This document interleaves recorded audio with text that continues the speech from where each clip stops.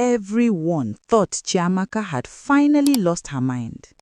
The day she walked into community secondary school without her phone was the day rumors began moving faster than rainwater in an Enugu gutter. In the corridor near the assembly ground, at the tap where students filled their plastic bottles, her name was on everybody's lips. Them say her phone got snatched in Ekeke, one SS2 boy told his friends, adjusting his too big belt like he was delivering a breaking news bulletin. Another girl, chewing gum noisily, shook her head. No, my cousin in her compound said her parents seized it. She was always pressing phone. They finally vexed and broke it. By break time, the story had upgraded.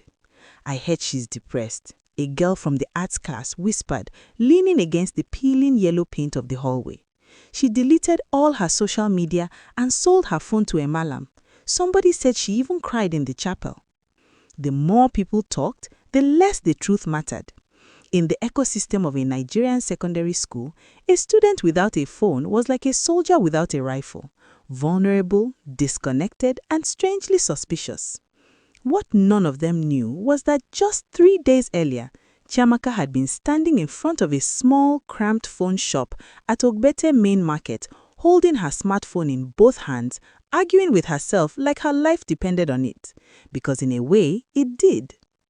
Chiamaka Okore was 17 years old, tall for her age with a quiet confidence that made people underestimate her. She lived with her father, Samuel, her mother, Ifunaya, and her 10-year-old brother, Chidera, in a modest 2-room apartment at the edge of the city. Their compound wasn't poor, but it wasn't comfortable either. It was the kind of place where the walls carried the damp memory of every tenant before them, where light went off without warning, as if the electricity company had a personal vendetta against their street. Samuel, her father, drove a commercial bus from dawn till past midnight, his shirt always smelling faintly of sweat, exhaust, and old Naira notes. Ifunaya, her mother, sold provisions, biscuits, sachet milk, and detergent from a wooden table in front of their building. They were not lazy, they were simply trapped in the relentless cycle of the working poor, where every minor success was immediately swallowed by a new bill. Chiamaka was the hope of the house.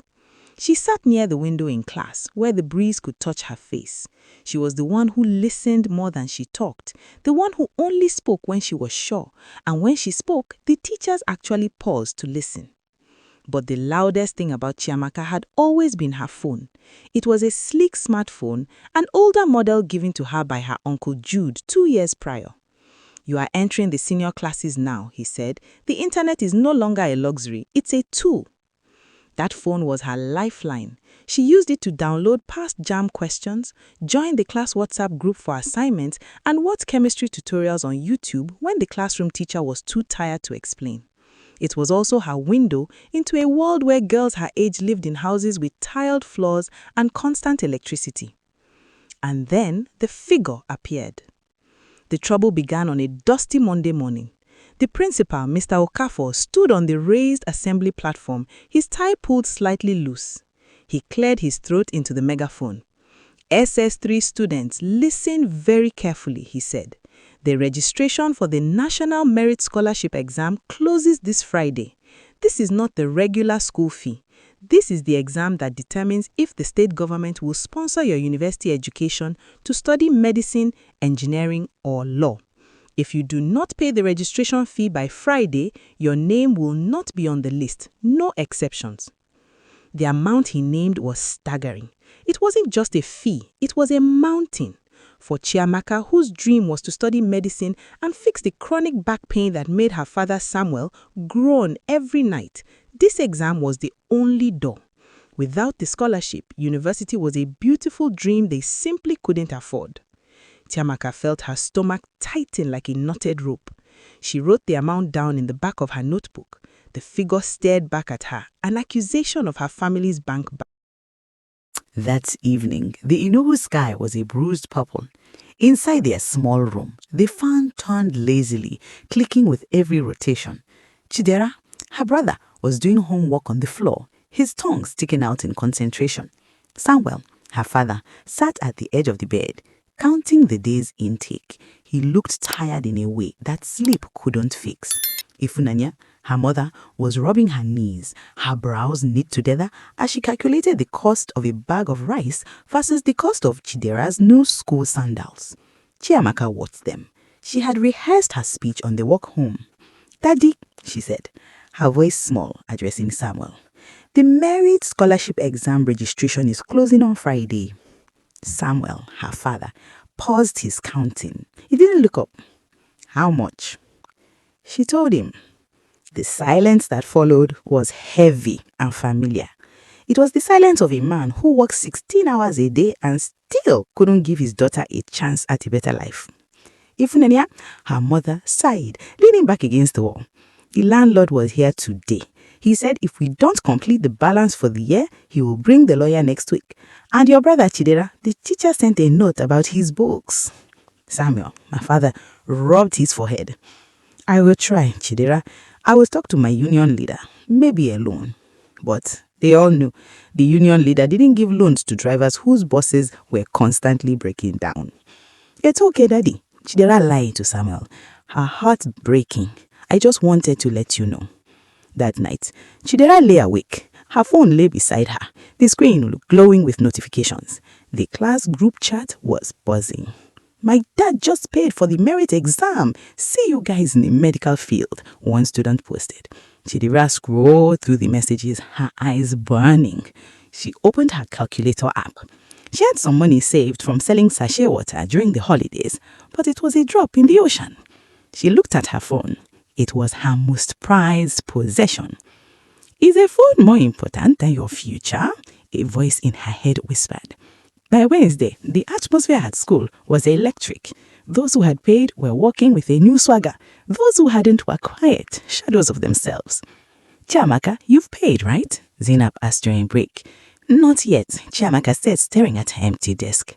"Better hurry. Mr. Ogafre said the portal closes Friday midnight. If you miss this, you have to wait a whole year." Chiamaka nodded, but she wasn't listening. She was thinking about the shop in Obote Market. On Thursday afternoon, instead of taking the bus home, she took one to the market. She clutched her bag tightly. Inside, wrapped in a soft cloth, was her phone. The shop was a tiny cubicle, packed with chargers and cables. A young man with sharp eyes looked at her. "I want to sell this," she said, her voice trembling. He took the phone, turning it over. "Small crack the corner. I will give you this amount." He named a price. It was barely enough. If she added her savings, she would have exactly what she needed for the exam. "Please, can you add a little?" she pleaded. "Sister, market slow. Take ham or leave ham." She thought of her father Samuel's aching back. She thought of the hospital she wanted to be at one day. "I'll take ham," she said. The man counted the notes. He took her phone and tossed it into a drawer. Just like that, her connection to the world was gone. The walk home felt strange. Her pocket felt light. The next morning, she was the first person at the administrative office. She handed the crumpled pile of money to the clerk. "Chiamaka Okoye, merit exam registration." The clerk counted the money and finally issued a receipt. "You're lucky, oh, you're the last person on the list." Chiamaka took the receipt and tucked it into her bra. It was the most expensive piece of paper she had ever owned. But then, the social cost began to mount. By Monday, the whispers started. "Did you see the link I sent for the physics mock?" Zainab asked her on Tuesday morning. "No," Chiamaka said. I don't have my phone." Zainab's eyes widened. "Still? What happened?" "I sold it, Zainab." The word sold hung in the air. To their classmates, sending a phone meant your family was in terminal poverty. The cool girls in the back of the class stopped talking to her. They started sharing secrets and laughing at memes right in front of her. One boy, a bully named Emeka, laughed during a break. "Chiamaka, I wanted to tag you in a post, but I remembered you are now living in the 1980s. Chiamaka ignored him. She had something they didn't have. A singular, desperate focus. Without the distraction of WhatsApp or TikTok, Chiamaka's world narrowed down to the black ink on white paper. She began to spend every afternoon in the school library. At home, the absence of the phone was a constant ache. When the power went out, she couldn't use the torchlight. When she didn't understand a math problem, she could not Google it. Her father and her mother eventually found out. Samuel, her father, had come home on Friday with a small amount of money he'd managed to borrow from a cousin. Chiamaka, I got some money for the registration, Samuel said, holding out notes. Chiamaka looked at the money, then at her father's worn-out shoes. I already paid, Daddy. How? Ifunanya asked, coming in from the kitchen. Where did you get that kind of money? I sold my phone. The room went deathly quiet.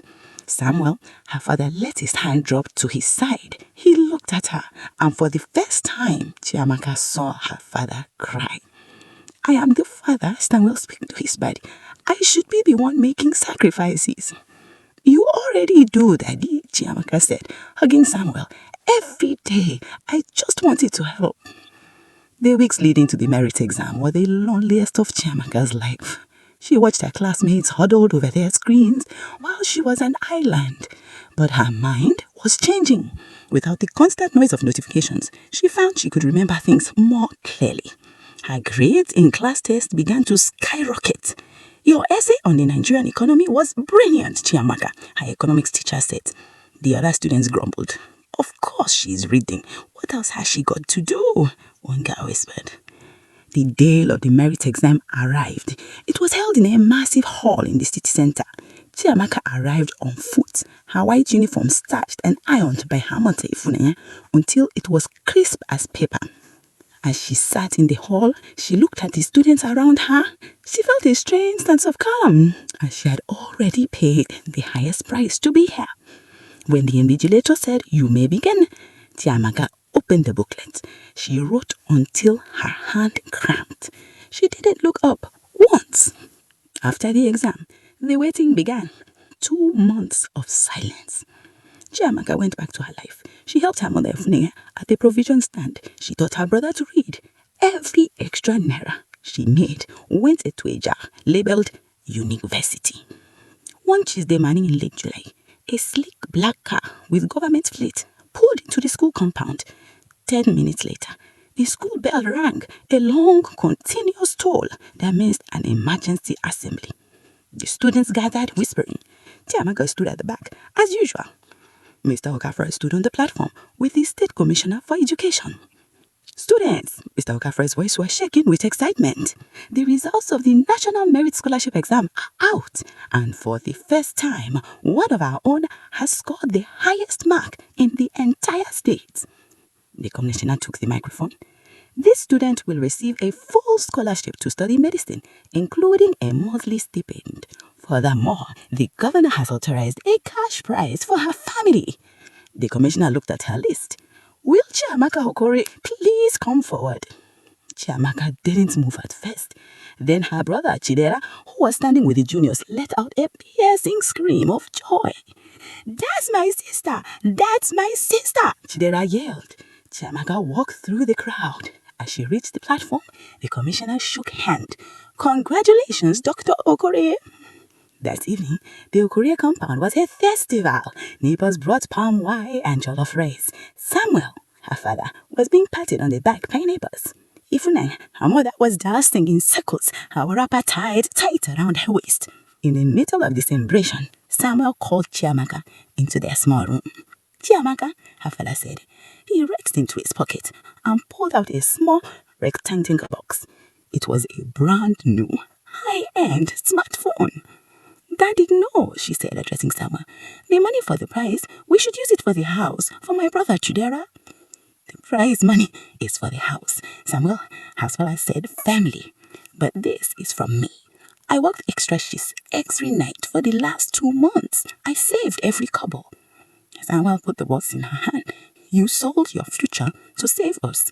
Now I am giving you a tool to build that future. Chiamaka opened the box. She looked at the shiny device, then back at her father. She realized that for months she had been disconnected from the digital world, but she had never been more connected to her family.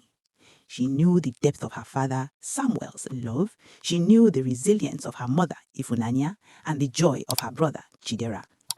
Later that night, Chiamaka sat with her father, her mother, and her brother. She had lost a phone, but she had found her future. And as the celebration continued outside, she knew that this was the only connection that would ever truly matter.